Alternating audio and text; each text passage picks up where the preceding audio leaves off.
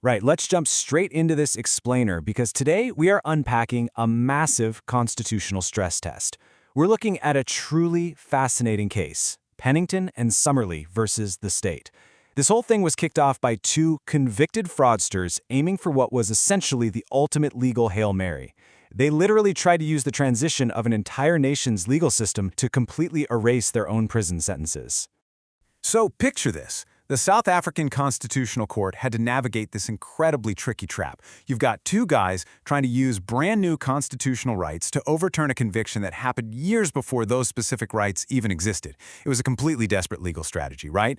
But it forced the highest court in the land to figure out how to balance these newly minted, highly celebrated freedoms with the absolute necessity of maintaining public order and, keeping some finality in the justice system.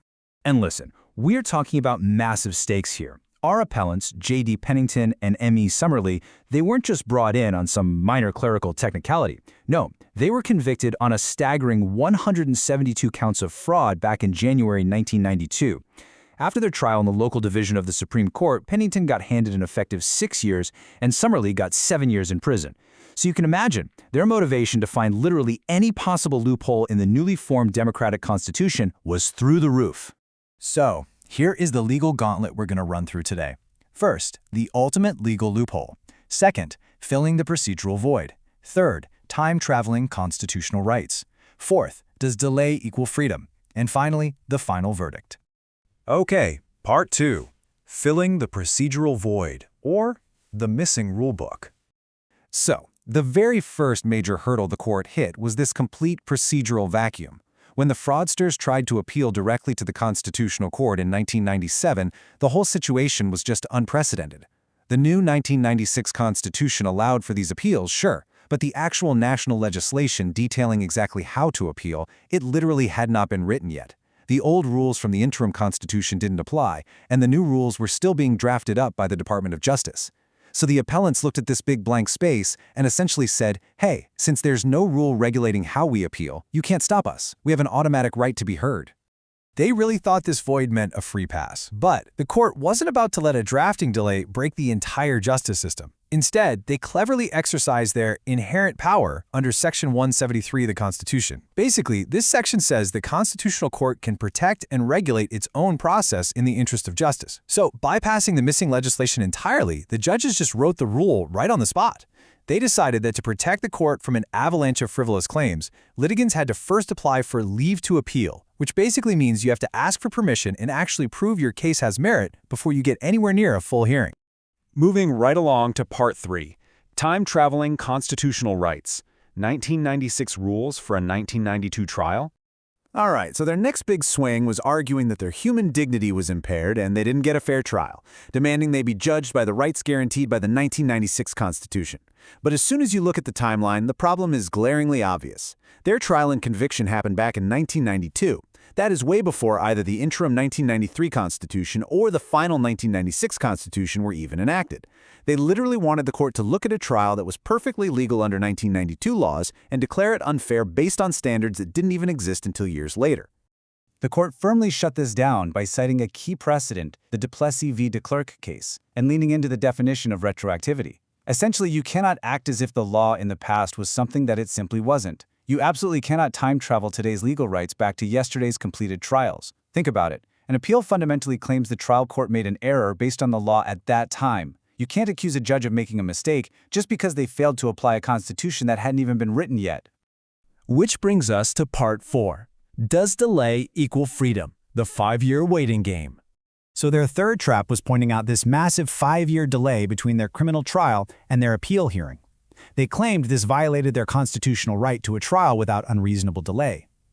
But the court systematically took this apart by comparing a delay before a trial with a delay during an appeal. If a trial is delayed, witnesses forget things, physical evidence degrades, and you might actually have an innocent person languishing in jail.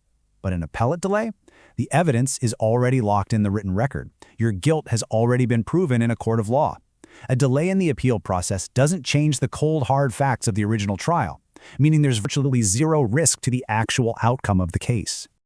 The crucial takeaway here is that, yes, waiting 5 years in custody for an appeal is highly undesirable.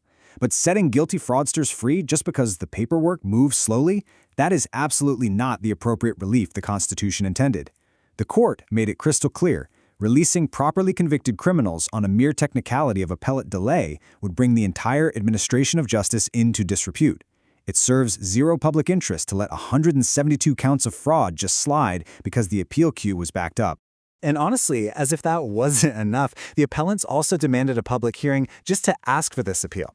They tried leaning on Section 35 of the Constitution, which guarantees a fair public hearing, but the court drew a very sharp line.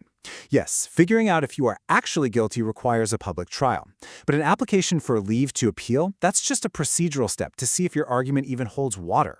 The court ruled this can happen incredibly efficiently behind closed doors, in chambers, based purely on the written records, because if they forced every single application for leave into an open court, the legal system would just instantly clog up with frivolous cases. Finally, Part 5, the final verdict, writing the rules on the fly. So here we are at the climax of this legal gauntlet, and we get to see exactly how the Constitutional Court cemented its legacy. They completely cut through the appellant's maneuvers. First, they took that flawed notice of appeal and just treated it as an application for leave to appeal. Then, having looked at all the arguments, they dismissed it entirely. Zero prospect of success. No way were they getting out.